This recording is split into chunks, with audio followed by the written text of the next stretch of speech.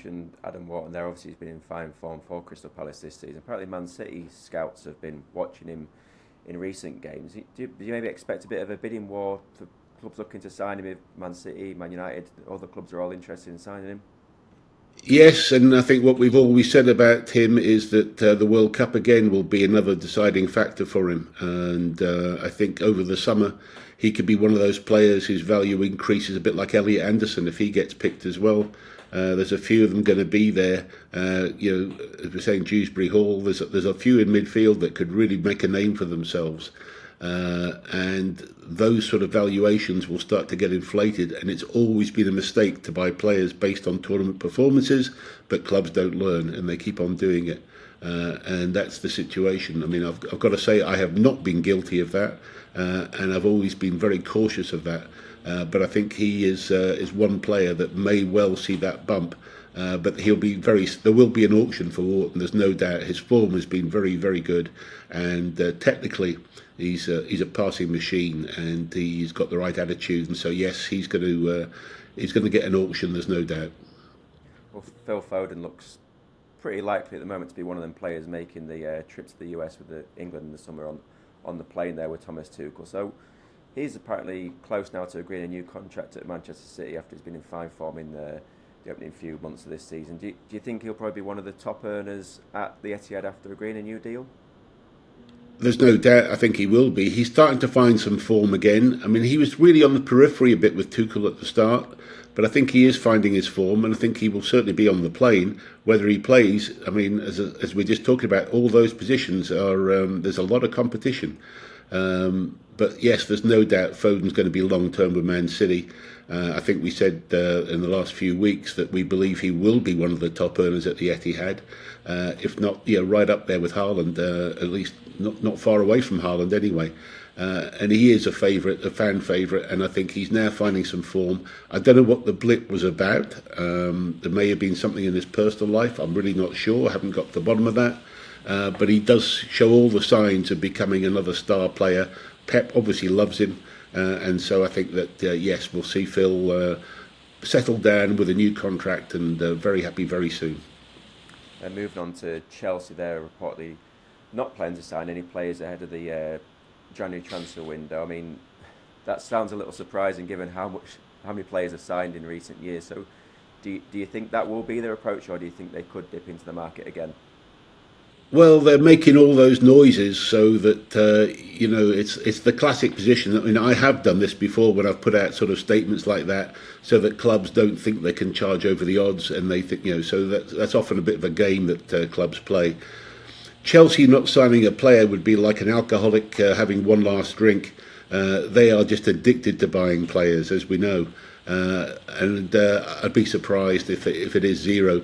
I think what may actually dictate it, though, and it may be their policy that they're going to try and cut back, certainly, but I think injuries may be something that dictates some activity. I know Liam Delap had another bad knock at the weekend, I think. I don't know how long-term that is, but certainly if there's an injury situation, they still feel that they're in that hunt around the top four. And so they will strengthen, I think, but it would be injuries rather than actual planning, because I think Maresca wants to at least get some sort of settled squad, and that's what seems to have paid dividends for the reasonably good run of form. I thought there'd been a couple of blips recently. I think he wants to try and keep a settled squad, but I think if there was to be something like an injury, I say, then they would come back in the market in January. And I don't think they can stop themselves. They can't help themselves. They're going to have to buy something. They're addicted. Well, Mykhailo Mudryk was one of their big money signings over the past few years. He's obviously not played now for over a year due to the doping case and the charges against him around that. So he's yet to hear an update for several months on this. Does it seem a bit unfair to you to keep him waiting this long? Well, we're talking here like echoes of the Paqueta case, where things dragged on for so long. And yes, I do think that although science is involved and testing and the whole situation, I understand it's very technical, and I'm sure the lawyers are handling it and expediting the case as much as they can. But from the outside, it does seem to be too long a wait. And I think football's got to find ways to bring these sort of situations to a conclusion sooner rather than later. So yes, I do have concerns that it's taking so long. I don't know what Mudryk is doing at present. I mean, it's just destroying a young career. If he's guilty, then again they should know sooner and let him start serving his penalties. So yes, somehow the system's got to be a little bit quicker. I don't see why technology should take so long, or why a process should take that long. So yes, I would say that it's time that we re-looked at things and see if there's a way that we can make things a bit quicker. And then moving up to the North East, there's been quite a lot of talk around David Hopkinson's comments and his ambitions for Newcastle United after he did some interviews last week and some talks. He said he wants Newcastle to be in the debate over who's the top club in the world by 2030. So what do you think needs to happen for them to reach that point? Well, Mr. Hopkinson certainly has kicked off with some big statements, and I don't know if they can really back them up. For that to happen, they'd have to be able to unleash the whole Saudi spending potential. And while we just talked about the other week of the league agreeing, the new SCR rules, there is no way that's going to happen. They haven't even, they haven't even looked at the new stadium project or announced it yet. There may well be a redevelopment of Newcastle, but that won't give them, top level revenues where they would need to break into something like what PSG and Man City did years ago. But the rules have changed. And so that unless they can find new revenue ways to really improve that, then I'm afraid his words will come back to haunt him. And it's the fans in the Northeast, they're not stupid.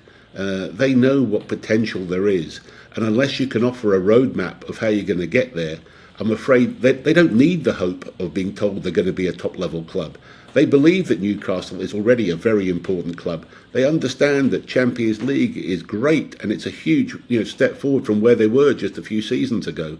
So I'm afraid it comes across to me like he doesn't really understand the fan base. He's not giving a plan or a way forward. And as I say, for it to really happen, then the whole rules of football financially would have to be rewritten. And I don't see that happening. So at the moment, I'm putting it down, I'm afraid, to bluster. In terms of the upcoming transfer window, Newcastle have been linked again with James Trafford. They obviously missed out on him in the summer when he went back to Man City, but he's barely been involved so far this season. So is that a deal you could see happening, or is it maybe a bit too soon? I think possibly a bit too soon. I'm thinking more Villa if Martinez goes, and possibly Spurs. I think that might be so. There's going to be a demand for him. He's a quality keeper, and I think there's a few clubs that are still unhappy in that position. But certainly those are the sort of the three clubs. I think Newcastle, Villa, Spurs are where I think Trafford may end up. Donnarumma, obviously, it's very hard to think you're number two to Donnarumma because you're not going to get much chance unless he gets injured.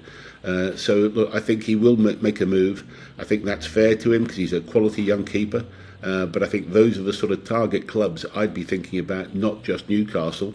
And we'll see how that develops. But that could be something that could happen very quickly in January as well. And then moving on to Crystal Palace, they've obviously had a brilliant start to the season there after getting into Europe. Oliver Glasner's doing such a great job at Selhurst Park, but his contract's actually up at the end of this season. Is it a bit of a risk that they're going to lose him on a free, and other clubs are going to be looking at him, do you think, if they don't get that deal signed? Yeah, look, it's the noises coming out of Selhurst Park are not good in terms of that relationship. Steve Parish, I'm sure, is obviously very aware of that. He knows the talent he's got on his hands. And so when you start looking at where he could go, there's a number of clubs are looking at Glasner. He's really impressed, not only technically, but everything he said, he's handled himself well. He stood up for himself, but he's done it in a good way. He handled a very tricky transfer window last summer with grace and kept the whole thing moving forward. And so everybody notices that. And so yes, look, Glasner is a talent and he will be sought after. But don't underestimate Parish. He'll be in there talking to him, trying to find a way forward. Now, it also depends what, with Woody Johnson coming in as the new shareholder at Palace, can they offer enough sort of money to try and tempt him to have a transfer pot in the summer? That'll be a big part of the conversation. And I think Glasner is now of a position where he's strong enough to demand that sort of thing and also deserve it because he seems to be moving forward. Also, The sporting director position there now seems to be a bit more settled. I hear that Friedman's going to be, they've replaced Friedman, but they're going to be adding another to make it two sporting directors, or at least the team working with Steve Parish, which I think will help Glasner as well. So there are a lot of things they can offer him to try and keep him settled. They're showing signs, of trying to move the club forward. But he is going to be a key asset, and he's somebody you can build the club around for a while to come if they can keep him. Definitely. And then in terms of a big development at Selhurst Park, Crystal Palace have confirmed they're going to begin work on adding 13,500 seats at the stadium in the new year. So will that make a significant difference to the revenue of the club? It's quite a big number. It's a big number, but it still only brings them up to about 35,000, which is not a big number, and that's the big issue that you've got. I mean, just to put this in context, when I was at Everton and we were still in Goodison, and Arsenal built the Emirates, if we took a full Goodison, say on a local derby against Liverpool, Arsenal was still making £750,000 more per game than we were, and that was us maximising the revenue, and that didn't happen every week. So at 35,000 seats, you're still going to be falling behind the bigger clubs continually. Even though you can charge London prices to a great degree at Palace, and they're definitely going to be improving, VIP and hospitality, etc. Still, I think the costs to build in London and servicing that debt are something that everybody's got to remember as well. So it's going to be an improvement, there's no doubt about it, and it's the right way forward. They're going to start building that stand a bit like Liverpool did, and then try and keep the existing stand in place for as long as possible. I looked at the design plans, and look, great, it's good.